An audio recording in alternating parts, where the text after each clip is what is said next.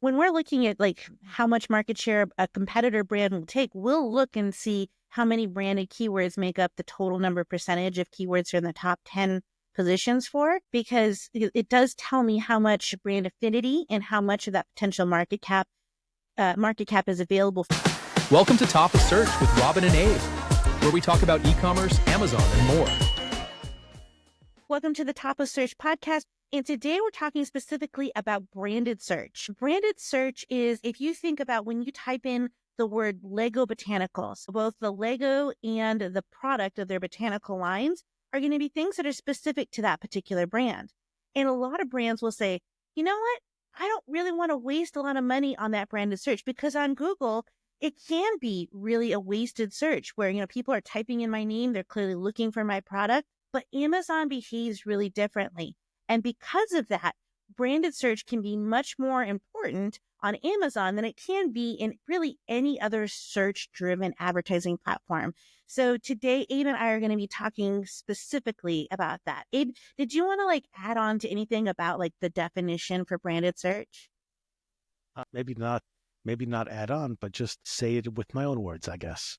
So for people who don't realize, you can find things on Amazon either by typing a kind of thing to look for, or you can find things by typing a brand of a product that you're looking for. So you can type sandwich cookies, or you can type Oreos. When you search for something by their brand, and the brand is part of the words you type, you are using branded search. And it's really as simple as that. The results can either be things which match the brand in the name of the title, or of course, it can match the ASIN, which is the thing you're looking for. But that's your branded search, really.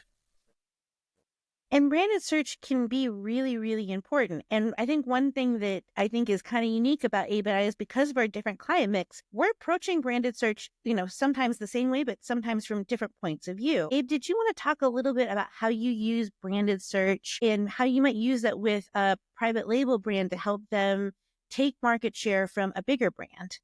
Sure. So we use branded search in two ways. The more obvious way is brand defense. So as a brand sells more product over time, as they invest in social media campaigns, whether it's Facebook or Meta or Instagram or TikTok, as they do work to get their brand out into the world, more and more people shop for that specific brand on Amazon. They'll type it into the search bar. And we want to make sure that every person who searches for that brand ends up buying that brand.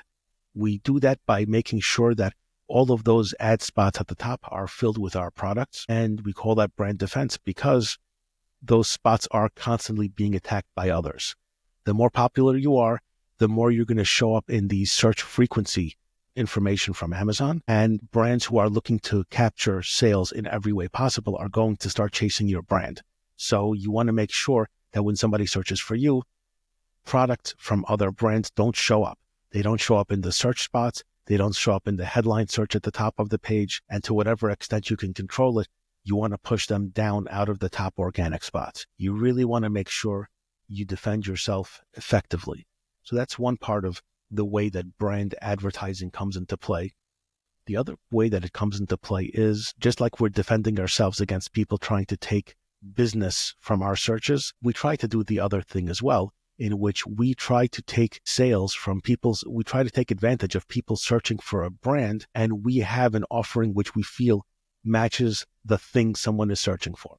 So if I have a tastier sandwich cookie, well, you can bet that I'm going to advertise for the word Oreos. If I have an offering which is better, if my picture is better, if my product ratings are better, if I have a better ad that I can put across the top of the page to take somebody's attention, going to invest in trying to capture those sales. There's a neat little word for it called conquesting, in which we simply are trying to conquest our competitors. So you've got your defense on one side, you've got your conquesting on the other side. We handle each one really, really differently, but giving attention to it is a big component of the work we do. Amazon ads. And, when we're working with Amazon not native brands, so we had a puzzle education company that we had been working with, and they had really neglected Amazon for a long time. Now, they were in Target, they were in Walmart, they were in a lot of the teacher stores around the country, and they were really a well-known established brand. But they had these phonic puzzles. And because they weren't paying attention to Amazon, they weren't doing any defensive branded search, When they did decide to grow and build their presence on Amazon, they were having trouble ranking for their own products. People had created similar looking products, honestly, with pretty similar trade dress, which is a whole different issue. And people were taking away that market share. Recently even just did a search for Lego, and there was a knockoff Lego company that was ranking above most of Lego's other products. Now, they had a couple that were winning, but I did an article for Search Engine Journal on this, and Josh Justice, who was in-house for Lego for a while, said that, at one point, Lego even said, well, we're Lego. And, so we don't need to do this defensive brand search. And they found that became a problem. So no matter how established your brand is, you are not as established as Lego, more than likely. So you're going to want to have that branded search, because without it, it isn't just about people finding your products organically. It's you're giving people the opportunity to take market share from the incremental sale of that ad, but also to start to outrank you organically. Because remember, on Amazon, ads impact organic. Oh, yeah. So I have a couple of brands I work with in which they have SKUs that significantly outsell their competitors for the branded search of their competitors.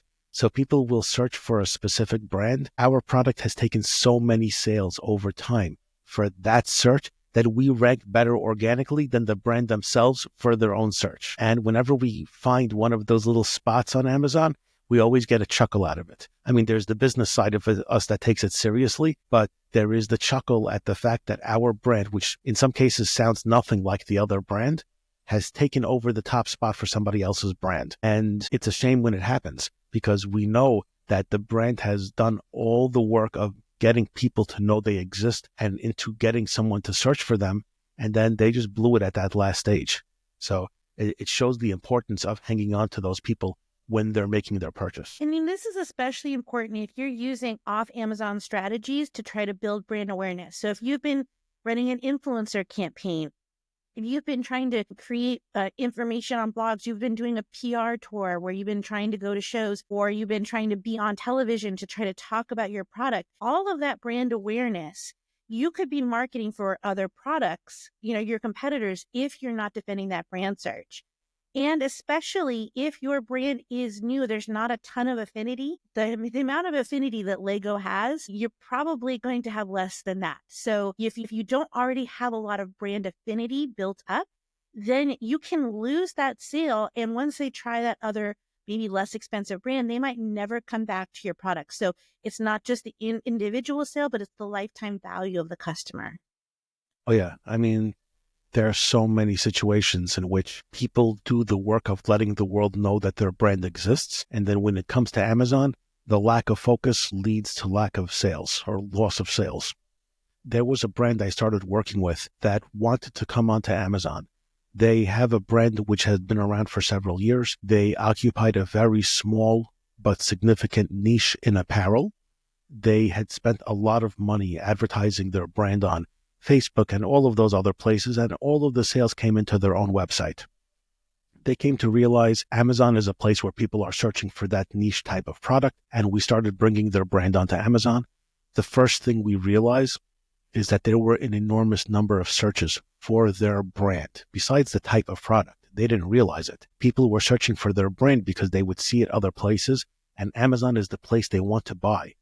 So as soon as we came on, as soon as we started having listings, which of course have our brand name in it, and we started indexing for our own brand, sales took off immediately.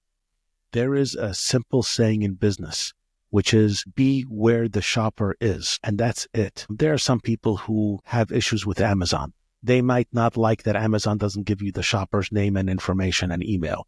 There might be people who take issue with the corporate structure and ethos of Amazon. There might be people who don't like how they treat their workers. For any of 100 reasons, they might say, I don't really want to do work with Amazon. But in the end, if your business is about selling products to people, you have to be where the shopper is. And that's where Amazon is. And if you're doing the work of investing into your name and teaching the world that you exist, be where the shopper is when they're looking for your name. It just simply is Amazon. I think that's a really great point because there are a lot of brands that don't want to, be Amazon because one reason or another isn't a focus. It could be that maybe they're working with resellers and, they don't have the energy to focus on the channel. I still always will recommend that they use sponsored brands and sponsored display to defend their brand strategy, their brand, even if they're not getting or they're not focusing on Amazon as a primary distribution channel, to make sure that if they do decide to make it a primary channel later, they're still starting from a place where at least they have their own branded terms that they're ranking for to start help them kind of relaunch their products. Yeah, it's funny. I keep thinking about this example, and I don't know if I should say the brand or not. Maybe we can edit it in or out later. But about 5 years ago, a well-known brand went on Twitter, and while it was still called Twitter, and they basically posted a tweet storm of why they thought that Amazon ads was the worst use of money ever. And they explained that they spend hundreds of thousands a month in branded advertising all over the internet and all over printed social media. Everybody knew them. And on Amazon, what they found was that almost all of their business that they got from ads was for their own brand names. Not a lot of it came from searching for non-brand things like the keywords. And they considered that an absolute waste of money. And they had all of their quote unquote data to support it. I mean, there was 25 tweets there. And at the time, I remember looking at it and I'm like, this is super interesting, but it doesn't feel right because I know that anecdotally, if you don't defend your brand, 1, 2, 3% of shoppers will buy the other brand. No matter who you are, 1, 2, 3% of shoppers will buy something. And every month, 1 or 2% of shoppers bleeding is all of a sudden at the end of the year, if some amount of those 1 or 2 stay away from you or have gone to a different brand, you have lost a double-digit piece of your business every year to someone else. You've just let it bleed. And it didn't feel right at the time. And every once in a while, I would go back and I would search for the brand on Amazon. They always had their listings there. 18 months later, they were advertising for their own brand name. The tweets are still there, but they don't really talk about that. And now they are very significant advertisers on Amazon, and they talk about their Amazon ad investment as an essential part of what drives business for them. I don't know why they didn't delete that old tweet. Maybe it's to show their homework about how they got to where they are. But it is really important to defend your position. Simple as that. And if you're coming from like a Google or Meta background, you might say, I should rank for my own brand. Google looks at things like authority, helpful content, unique, fresh content, all of those things to help determine what happens in the rank. You have to remember that Amazon is the most capitalistic search engine out there. So there's no built-in authority for your brand. So each page ranks individually. So it's not like by having Lego, they automatically get this authority for Lego. It's based off the conversions. But because Lego is so popular, as soon as Lego announces the Titanic is launching, my son already knows it's there. He's going to go in, he's going to type Lego Titanic 5122, and he's going to convert. And so it will start to rank very quickly. One of the differences between launching like a private label brand versus an established traditional brand is that you're able to help Amazon identify what your product is very quickly from the conversions that you're going to get from your branded search. Yeah. Lego it's interesting. Lego is maybe the toughest example to discuss because the Lego system is so interconnected, literally and figuratively. So somebody who is a Lego shopper will not buy any competing product because you're not sure it's going to fit together. Literally, you're not sure if it's going to fit together. Even if you're buying sets of Lego, there's still the mental thinking that, oh, the pieces are not going to fit with my other sets, even though you'd never mix and match sets of things. But for almost every other product which is freestanding, that's much more relevant in terms of the possibility of someone going elsewhere. Most products do not have shoppers chasing every single launch. So we might have Funko and certain dolls and things like that in which people want the thing that they saw and just nothing else is that thing. Most other products definitely have comparable options. And in a world where you might not have enough inventory, but you have other SKUs that can fill the gap, if you're not defending with those other SKUs to fill the gap, you're taking a chance in those moments when you are out of stock. You're taking a chance in those moments when delivery takes too long because you're not next to the closest warehouse.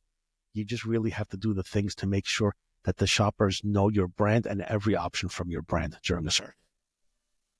When we're looking at like how much market share a competitor brand will take, we'll look and see how many branded keywords make up the total number percentage of keywords are in the top 10 positions for, because it does tell me how much brand affinity and how much of that potential market cap is available for capture versus versus not. So if you look at Lego, you'll see that most of the keywords that they're ranking in the first 10 positions for have Lego or the product line in the name, versus if you go to like surfboard tethers, then you might find that maybe that brand name only appears in maybe 10% of their overall, like we call them like winning terms in the top 10 positions. Yeah, that goes towards the other side of things, which is the conquesting part. So if you are trying to capture sales from a different brand, there is some thoughtfulness that has to go into how you're going to spend your money and how likely you are to get sales. So we also do analytics like that. And we try to decide how good of a chance do we have to capture a sale from that other brand if we invest in it. In some cases, like with Lego, it's going to be very difficult for any competitor to take a sale away from Lego. Other brands, we have a much, much better chance. Simply because of how the data on those keywords rolls out, we can tell whether it's a marketplace where a few people are attacking the brand or whether they don't have a good hold on their own brand advertising defense strategies. And in each of those cases, we will try to decide what pieces of our ad budget should go towards conquesting other brands. In some cases, we will spend a significant amount of money because we think, and we can often be right, that we'll take a good number of sales from those competitors. In some cases, we will say it's going to be really hard. We already acknowledge that they're the market leaders, and they're not just the market leaders, but people love the brand. The situations where that happens are usually pretty obvious, and we'll recommend to the brand that they don't spend a lot of money trying to take sales. You might give 5% of your budget just for the few people that come to you and they're yours and they grow over time. But the place you build and keep your business is not going to be there. Use the rest of your money elsewhere to nurture your brand on Amazon. We talked a little bit about what branded search is, why it's important, why even big companies like Lego need to have it. Let's talk about some of the specific strategies that you might need in order to make that branded search campaign successful. And I think there's like the one rule that is above them all, and that is that branded campaigns should be separated from your other campaigns. I don't know if you disagree on that, Abe, but... No. Okay. So I would have been really shocked if you disagreed, but... There are so many situations where I'll look at an account and I can't tell which campaigns are focused on brand, or worse than that, where branded terms are mixed in with generic keywords. And those are always frustrating to look at because branded search will perform very, very differently from non-brand search. It's going to be true if you're talking about brand defense. It's going to be true if you're talking about conquesting. It's almost like three separate types of ads. There's brand defense, there's conquesting, and then there's general keyword advertising. Each of those will perform very differently from others, and you need to separate them to be able to take advantage of the settings that Amazon applies to those terms. Branded search should be your best performing campaigns. The keywords should be somewhere in the middle, probably less effective, although obviously we want to make it as effective as we can. And typically, conquesting campaigns perform the weakest. They are icing on the cake. They are something extra. They are your experimental spend, but they are not what builds your business in most cases. So when you separate them, when you segregate them, you'll be able to assign different goals to them. You'll be able to say, look, I expect a certain ACoS for my branded campaigns, and I expect a different ACoS from my non-brand campaigns. I expect a certain amount of sales from my branded campaigns. I accept a much lower amount of sales from my conquest campaigns. But if those are mixed together, you have no idea how they're doing when you just look at your campaign level of data. When we're auditing accounts, if I see that branded search is mixed in with like regular keywords, there's no delineation. But sometimes this might be a little judgy, but what I kind of look at this as one of two things. It either shows lack of experience or ignorance on the person who's running the ads, then that could be that maybe they came from Google, or it can be an intentional manipulation to try to bloat your figures. Because when you're first launching, if you put those branded campaigns into your regular campaigns, it makes the overall campaign look like it's performing better. In addition to the ability to scale, it's hard for you to tell how much will you be able to grow that and how much of that is really a branded campaign, which is a finite amount of search volume. I never thought of that nefarious strategy to make things look better by putting branded terms in a non-brand campaign. Okay, now I look at the world a little bit more jaded thanks to this. I always attribute it to inexperience. Just simple as that. There are a lot of campaign building people that don't understand the difference in performance between the two. They just look at the better performance as a gift within a campaign. There are people who just might come from Google, like you said, where it's not as relevant of an issue, but one way or another, they don't know enough to do better. I can't imagine where somebody would know better and just not do it. It is extra work on day one for segmenting and building out your campaign set, but it very quickly becomes an effective way to manage your account. I mean, the way to manage your account. Yeah. So, you should be able to look at an account and see this is what sales are coming from branded search. This is what sales are coming from, what Abe calls it conquesting, where you're trying to, let's say you're trying to outrank Lego for something, and what comes from other keywords, because they each tell you different things. Branded search tells you people who came in with affinity. So that's not completely attributed to our advertising that was capturing existing demand. But especially with the non-branded keywords, so like plastic building block instead of Lego to keep the theme from the show, then that tells me how much traffic and conversions am I starting to get from people who didn't already know. So this tells me new customer acquisition, which is especially important if we're trying to grow a brand fast. Yeah. Understanding new to brand metrics, again, it's one of the areas where you have a very different expectation or a need to understand things. So, like you said, one of Amazon's metrics is how many of these shoppers have never purchased your product before on Amazon, or in the last 12 months at least. And within your non-branded keywords, you'll typically fall in the average of everything else on Amazon.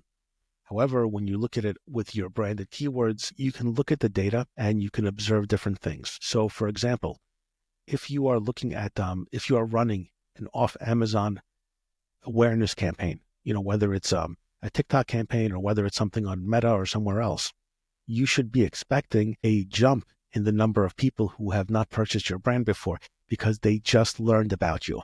And if you're tracking the launch of that campaign along with your new to brands search results, then that's going to give you the data you need to measure the effectiveness of those off Amazon campaigns. But you can only do that when you've got your campaigns segregated properly and you are looking for the people searching for your brand coming into your proper campaigns and ads. We have a joke internally that says friends don't let friends take averages of averages. And so one of the things that will happen is this comes to even the way that you set up your campaign structure. If you have your branded search in with your other keywords, then it might make it look like things are doing better when really you have some really leaking keywords or leaking placements that you need to address. So when you look at the overall ACoS for the campaign, it might look like it's performing service, like it's performing at a decent level. But when you really take into account that, those specific keywords should have had a much higher return because it was kind of capturing existing demand, it's hiding poor performance where it might be causing you to lose a lot more money than you are really understanding. Yeah, it's definitely true. There are a few kinds of advertising types on Amazon, which often run with very, very good looking metrics. And there's a reason why that is happening, which is fine. But if you're not careful, they color the rest of your account and they can make the rest of your account look better than the rest of the account is really running. That's really why you always need to split those things out. You might say, well, I want it to feel better.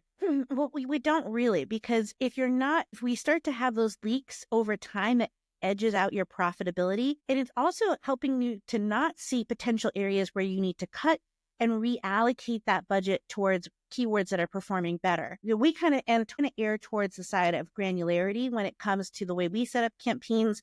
because we want to be able to adjust if free shipping costs rise again, or that if something happens where we need to be able to adjust things. If you don't set those campaigns up with the granularity at the beginning, it's a lot more work to get that data going forward. Sometimes it's impossible. There's 100 reasons why you want to be careful about your branded spend and where you want to have the data separate. I mean, I can give you two examples right off the bat. It happens that influential places in media can highlight a product, whether you realize it or not. And when that product is highlighted on Good Morning America or The Today Show or on Wirecutter, you didn't have anything to do with it. They just, somebody came across your product and decided to love it so much they talked about it to their huge audiences. Well, those days, your search volume will go up enormously. And you need to be able to have quick control over your budgets in order to really maximize the amount of sales that you're getting. So that's going to be a big key on those days. But at the same time, within an account, there will always be campaigns that you don't necessarily want to feed unlimited budgets to. They're not great campaigns, they're not great performers, but they have their own important spot. They get a tight budget. It stays the same. On those peak days, on those days where Michael Strahan says that he loves your tooth whitening product, that day, you want to make sure that you keep the things capped, but everybody who looks for your product is able to find it properly. So that's one scenario in which you really want to capitalize on everything. The other thing is that there are certain metrics which you have to win in a way that you don't have to win with other types. What I'm specifically thinking of is top of search impression share. So one of the metrics is how often your ad gets positioned at the top of search. For your own brands, you need it to be 100% of the time or as high as you can get it. And lower numbers indicate a problem. That's it. Lower numbers indicate a problem. Now, in the rest of your account, you will almost never get 100%. You will almost never get 25%. In a dynamic marketplace where there's a lot of competitors, many campaigns and keywords, if not most, will struggle to get past 10 or 15%. And many are under 5 but are doing just fine because of search volume. But if you are mixing something that needs to be at 95% with something where 10% is acceptable, you can't make heads or tails of your data and you don't know where there's a hole. So if you're talking about leaking spend, if you're leaking visibility, that's another huge issue. We work with a lot of Shark Tank companies. And so one thing that's, it kind of helps us to understand and clearly see the importance of branded search is sometimes when brands come to us, they might say, we did so well in March and we don't know why.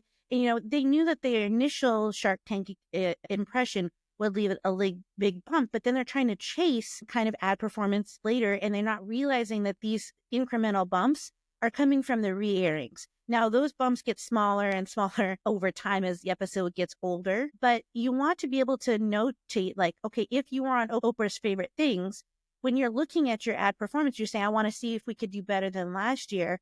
Having that branded search helps us to identify how much of that came from some external thing off Amazon versus winning and ranking for important keyword terms that help us bring in new customer acquisition.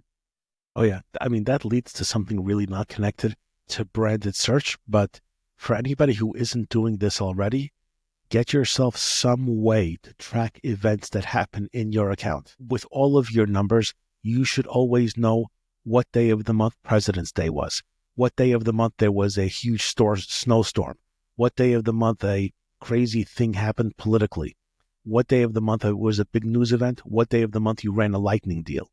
Because when you want to look at the same day, a month or a year later or a season later, you need to understand what influenced things on days and weeks. So if all of a sudden there was a drought in the Southeast and it was so notable that they were talking about it on the news for a week, you sell hydration packs and your sales blew up that week, well, you want to know that it was due to a really weird weather thing. And that's it. There will be all sorts of impact points you really need to know. And those impact points include Oprah's Favorite Things. And like I said, all of the rest of the TV shows, they're really big. And on the converse of that, for dips, things to really watch. And one of the things we keep track for clients is when products were out of stock. Because if you had an out of stock product, then when we look back, you might say, well, what happened in March? well, we were out of stock of our best-selling item for 15 days. So those are important things to think about too. And, Amazon is always playing and adding new complexities to things as well. So one of the things that Amazon has been playing with in the home category is they're removing the brand from the title. So that kind of throws things off. We have some brands that were pretty upset about this. So we were trying to figure out ways to work this out. But when Amazon changes things like that, having those campaigns separate helps us to understand where do we need to adjust and modify in order to, because one thing you can count on is that Amazon will play with stuff like that. They will add new functionalities that sometimes unintentionally break things that were working. And so you have to be able to have that data in order to adjust. Yeah. I mean, that leads to the need to adopt the Zen mindset in which you realize the nature of Amazon has changed and the things that worked this month will not be guaranteed to work forever. And the things that have always worked are not guaranteed to be the same, So yes, when Amazon decides to start taking out titles, and I don't know if I'm not sure how new that specific change is, but Amazon has been messing with content, it feels like forever. And they keep doing it in ways that never improve the experience of the shopper. They ran an experiment in which they removed all reviews. They ran an experiment in which they removed the rating counts. They ran one in which they had Rufus changing, their AI system changing all the titles, and it's been driving sellers crazy. Nothing that they do on their own to change what displays seems to make things better. They need to just realize that their golden point in time was like October 2018, display looked perfect. And that's it. Stick to it. Add some badges. But at that time, their combination of reviews and ratings and titles and thumbnails was optimal to some extent. Overall, when it comes to branded search, I think that both of our agencies look at it as a really kind of like a table stake. Even if your brand doesn't have search volume now, you still want to have that kind of that defensive strategy, even if it's not a big part of your budget, because ideally that's what we're doing was we're trying to grow that brand affinity and that brand. So ideally you could take it even off Amazon into brick and mortar and kind of have those things kind of have the success that companies like Death Wish Coffee and Anchor have had by building something on Amazon and really building up kind of the brand. So if you watch Shark Tank, Kevin's always talking about, is it a product or is it a brand? So not taking care of that when you're small can mean that you also can lose a lot of things. So we all have a company that has a really great invention, but it's something that's not easily patentable. And so if you don't build up that brand affinity, as soon as you start to get success, you're going to have a million knockoffs. Without that brand affinity, you will lose everything if you are not being aggressively defending the IP, but also aggressively building the community and the affinity that surrounds your branded keywords. Yeah, there's actually one other part of brand defense which ties into this. It's not exactly the same as branded search, but there is one part of brand defense which is important to talk about, which is on-page defense of your product. So, like I said, once a shopper is on your page, already whatever is going to happen with that branded search has happened already, but there is one more place where sales can leak for somebody who is looking for you, which is the rest of the product page. It's very easy for advertisers to show on your page in those carousels and lists of products that are on a product page. And it is super important to make sure that if you have any good number of SKUs, any number of products, any number of variations in your brand, that you do whatever you can to fill up every spot with your product. So if you sell a food product, you want to make sure that every flavor of the food product is showing up in that carousel of optional products to put. If you have sizes of things, show every size. And the way you do that is by advertising against yourself.